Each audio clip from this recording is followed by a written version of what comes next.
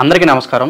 ఇవాళ మనతో ప్రముఖ ఆధ్యాత్మికవేత్త, జ్యోతిష్య వాస్తు పండితులు బ్రహ్మశ్రీ ఉమామహేశ్వర గారు మనతో ఉన్నారు. వారితో మాట్లాడదాం. గురుగారు నమస్కారం. గురుగారు, భక్తులు గుళ్ళోకి వెళ్ళి కానుకలు వేస్తూ ఉంటారు. అయితే ఈ కానుకలు వేయడం ద్వారా పుణ్యం వస్తుందా, లేదంటే చక్కగా గుళ్ళో అన్నదానం చేయడం ద్వారా పుణ్యం వస్తుందా? కాస్త వివరించండి గురుగారు. అడిగింది గుడ్డు ముందా కోడి ముందా? ఏది ముందు? గుడ్డు లేకపోతే కోడి రాదు, కోడి లేకుండా గుడ్డి రాదు. దానికి క్వశ్చన్కి జవాబు అనేది ఎక్కడా లేదు. కానుకలు వేసినందువల్ల పుణ్యం వస్తుందా, లేకపోతే అన్నదానం చేయడం వల్ల పుణ్యం వస్తుందా? ఒక నిగూఢమైన నిజాన్ని తెలుసుకోవాలి మనం. కానుకలంటే ఏమేస్తున్నావు? నువ్వు లక్షల రూపాయలు వేస్తున్నావు, చిల్లర డబ్బులు వేస్తున్నావు. అసలు భగవంతుడు రూపాయలు సృష్టించాడా? భగవంతుడి దృష్టిలో రూపాయలు ఉన్నాయా? 500 రూపాయల నోటైనా, 100 రూపాయల నోటైనా, 200 రూపాయల నోటైనా ఒక టిష్యూ పేపర్తో సమానం. అదంతో ఇది అంతే భగవంతుడి దృష్టిలో. భగవంతుడి దగ్గరికి వెళ్ళి ఒక వ్యాపారస్తుడు అంటాడు, మహానుభావ ఏడుకొండల బాబు, వెంకన్న బాబు గోవిందా గోవిందా అనేసి నా వ్యాపారంలో నీకు 2 పైసలు వాటా ఇచ్చేస్తున్నాను అంటాడు. ఈడి జాతక ఫలం బాగుండి, ఈడి గోచారం బాగుండి, గ్రహచారం బాగుండి, ఈడి వ్యాపారం వృద్ధి అయింది. భగవంతుడు ఆయన్ని వృద్ధి చేయలేదు, ఎట్టి పరిస్థితులు వృద్ధి చేయలేదు. ఈ 2 పైసలు వాటా లెక్కేసి ఇదిగో 4 లక్షలు, సంవత్సరానికి 5 లక్షలు తీసుకొచ్చి ఉండలేస్తాడు. డబ్బు ఎందుకు? భగవంతుడికి అవసరం లేదు, డబ్బు ఆయన సృష్టించలేదు. రామదాసు, భక్త రామదాసు రాములు వారిని కొలిచి ఎంతో విధంగా ఉండి, ఆ రోజుల్లో రూపాయలు లేవు, బంగారు నాణెములు. బంగారం భగవంతుడు సృష్టించిందే, భూమిలోంచి వచ్చిందే బంగారం. ఆ యొక్క రామభక్తితో కూడి రామాలయాన్ని చందా చేసి కట్టించాడు గుడి భద్రాచలంలో. ఈ చందా చేస్తే అప్పుడులో కూడా అసూయపరులు, అవినీతి వాళ్ళు అప్పుడు ఉన్నారు, ఎప్పుడూ ఉంటారు. వీళ్ళు మంచివాడు ఉంటే చెడ్డవాడు ఎప్పుడు ఉంటాడు. అలాగే ఒక తానిషా గారి బంధువు ఒకడు మోసం చేసి ఈ యొక్క ఖజానా సొమ్ముని చారణీయకుండా దొంగిలించాడు. ఇదిగో భక్త రామదాసు గుడి కట్టేశాడు నీ డబ్బుతోటి అని చారసాలలో వేశారు. వైరాగ్రామం గ్రామంలో పుట్టినవాడు రామదాసు. భద్రాచల గ్రామం ఎక్కడో ఉంది, భద్రాచలం గురు. ఈయన గోల్కొండలో జైల్లో పెట్టారు. ఎంతో బాధపడ్డాడు, ఎన్నో శిక్షలు అనిపించాడు, ఎంతో బాధపడ్డాడు. ఆఖరికి రాముడిని కూడా నిందించేశాడు. ఎవడబ్బా సొమ్ము అన్ని కులుకుతూ తిరిగేవు రామచంద్ర అని పాట అది కూడా పడిచాడు. ఆ తర్వాత మొత్తం మీద జరిగింది స్టోరీ అంతా మనం చెప్పుకుంటూ చాలా ఉంటుంది. రామదాసు తరపుని రామోజీ, లక్ష్మోజీ అని చెప్పేసి ఇద్దరు వచ్చి రామ మాడలు, బంగారం మాడలు అక్కడ పోసేశారు. అది ధనం కాదు, బంగారం. దానికి రామదాసు విడుదలయ్యాడు. తర్వాత ఏదో జరిగింది. సరే, మనం తిరుపతి హుండీలో లేకపోతే ఇంకో హుండీలో లెక్కేస్తుంటే ఈరోజు స్వామివారి ఆదాయం 3.80 లక్షలు, 3.8 కోర్స్ అని చెప్తున్నారు, లక్షల్లో చెప్తున్నారు. సరేనండి, నేను ఒక మాట చెబుతున్నాను, పెద్దలైన వారు మన్నించండి తప్పైతే. ఆకలితో అలమటించిపోతున్న వాళ్ళు ఉంటే ఈ రోజునాడు వాళ్ళకి పడికడి అన్నం పెట్టడానికి మనసు రాని వాళ్ళు ఎంతోమంది ఉన్నారు. నిజమైన ఆకలిని తీర్చడమే మానవత్వం. దైవం మెచ్చేది ఏంటి? ఆకలిని తీర్చు. అంతేగాని ధనాన్ని ఒక వ్యక్తి ఉన్నాడు, ఒక బంధువు ఉన్నాడు, ఈడు కోటీశ్వరుడు, వాడి దగ్గరికి వచ్చాడు. మిత్రమా, నా పరిస్థితి బాగాలేదు, ఏం చేయాలో అర్థం కావట్లేదు, నా జీవితాన్ని సరినెత్తుకుని నా పెళ్ళం బిడ్డలు పెంచుకోవాలి, నాకు కొద్దిగా ఏదైనా సహాయం చేయన్నాడు. ఏదైనా సహాయం చేయన్నాడు. సరే, ఒరే బాధలో ఉన్నాను కదా, ఈ 10,000 పట్టుకెళ్ళి, ఈ 10,000 పట్టుకెళ్ళి ఏదైనా చేసుకుని వృద్ధి చేసుకో అని ఇచ్చాడు. ఈ వ్యక్తి ఏమైంది? పక్కకి వెళ్ళి ఏమంటాడు? నాలంటుడి దగ్గర నీలంటుడి దగ్గరికి వచ్చేమంటాడు, ఎదవా 10,000 ఇచ్చాడు, ఈ రోజుల్లో 10,000కి ఏమొచ్చేస్తుంది, ఏం వ్యాపారం చేసేను, కనీసం మిరపకాయ బజ్జీలు కూడా వ్యాపారం కూడా రావు కదా అని అంటాడు.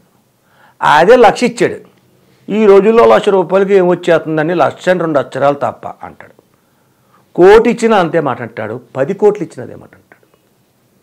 ధనానికి ప్రాముఖ్యత మానవులలో కానీ ఎవ్వరికీ లేదు. మానవుల్లో ప్రాముఖ్యత లేదు. ఆశ, ఎంత సంపాదించాలని ఆశ. అన్నం పెట్టు, ఆకలిగా ఉంది, అన్నం పెట్టు, కూర్చోబెట్టు, అన్నం పెట్టు. ఎంత తినలో అంత తినగలడు, అంతకు మించి తినలేడు. ఒరే బాబు ఇంకో 2 నీకు దండం రావు, నా పొట్ట చెక్కలు అయిపోయేలాగా ఉంది, నేను పొట్టకేసి కట్టుకోలేను, ఇక నేను తినలేను, నాకు సంతృప్తి అయిపోయింది, నాకు కడుపు నుండి అన్నం పెట్టావు, సంతోషం, ఆయుష్మాన్ భవ అని దీవిస్తాడు. ధనాన్ని ఇస్తే మానవుని యొక్క ఆశనే తీర్చలేపాడు. భగవంతుడికి ఏమిస్తాడు? భగవంతుడికి కోరికేస్తాడా? ధనాన్ని ఇస్తే. అన్నదానం చేస్తే వచ్చే ఫలితం వేరు, ధనదానం చేస్తే వచ్చే ఫలితం. ధనాన్ని దానం చేస్తే నష్టాన్ని కొనుక్కు తెచ్చుకున్నావు నువ్వు. ధనాన్ని దానం చేస్తే దేవుడికి ఇచ్చినా నువ్వు తీసుకున్నావు. దేవుడికి ఏమండి, దేవుడు గురువుగారు దేవుడికి ఇస్తే దొంగతనం ఎలాగైంది, నా పాపం ఎలాగైంది అన్నట్టు. ఏమండి, ప్రతి దేవాలయాల్లోని హుండీలో వేసిన ధనాన్ని సక్రమమైన ఖర్చులు పెడుతున్నారా? సక్రమంగా వినియోగిస్తున్నారా? సీసీ కెమెరాలు ఉన్నాయి, ఈ జేబులు వేసుకుంటే చూస్తాడు, పట్టేస్తాడని తీసుకెళ్ళి చెరసాలలో వేస్తారు. అది జరగదు, రైటే. ఈ ధనాన్ని తీసుకెళ్ళి ఏం చేస్తున్నారు? అన్నాన్ని వండడానికో లేకపోతే సంక్షేమ కార్యక్రమాన్ని చేయడానికో ఖర్చు పెట్టడానికి ఇస్తున్నారు ఆ ధనాన్ని.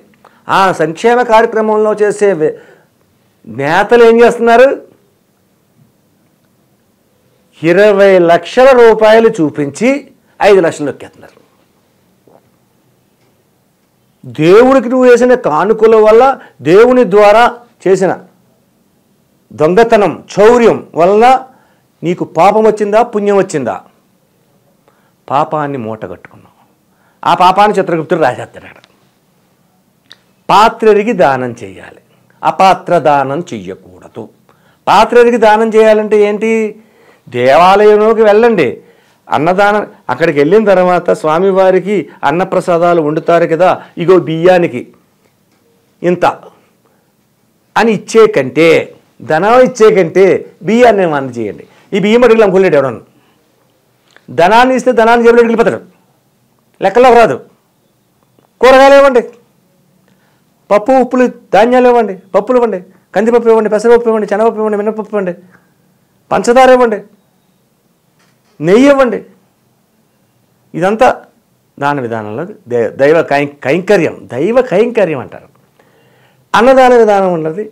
ఆర్తులకు అన్నదానం పెట్టండి, పాత్రలకు దానం చేయండి. అంటే ఒక్క విషయం చెప్తాను ఇక్కడ, ప్రతి వాళ్ళు గమనించవలసిన విషయం. ఎక్కడికో మనం ఏ పాన్ షాప్ దగ్గరికి వెళ్తాం, ఆ పక్కన చిన్న కాఫీ హోటల్ ఉంటుంది, లేదా కాఫీ హోటల్కి వెళ్తాం, అక్కడ నుంచుంటాం, లేదంటే ఏదో తిని బయటకు వస్తూ ఉంటాం. ఎవరో వస్తారు, బాబాయ్ ఆకలేస్తుంది అన్నాడు. బాబాయ్ ఆకలేస్తుంది అనగానే చాలామంది చేస్తున్న పని ఏంటంటే జేబులోంచి ఓ 10 రూపాయలు ఇచ్చారు.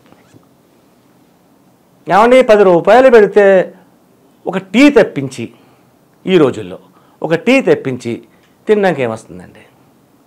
టీ తాగితే ఆకలి తీరుతుందా? తీరదు. అప్పుడు ఆడేం చేశాడు? ఒక 10 మంది దగ్గర అడిగాడు. 10 మంది 10 బదులు ఇచ్చారు. 10 బదులు 100 అయ్యింది. ఈ 100 ఇచ్చాం కాబట్టి మనము ఈ 100 పట్టుకెళ్ళి ఆడు భోంచేసి హాయిగా చెట్టు నిండా పడుకున్నాడు అనుకోండి, మనకు పుణ్యం వచ్చేసింది. ఈడేం చేస్తున్నాడు? ఆ పక్కనే ఉన్న వైన్ షాప్ దగ్గరికి వెళ్ళిపోతున్నాడు. ఈ 100 పట్టుకెళ్ళి 100 రూపాయలకి కాస్ట్లీ వైన్ ఏమీ రాదు, చీప్ లిక్కర్ ఏదో వస్తుంది, అది తీసుకుంటాడు. ఈడైనా తిన్నాడా కడుపులోని?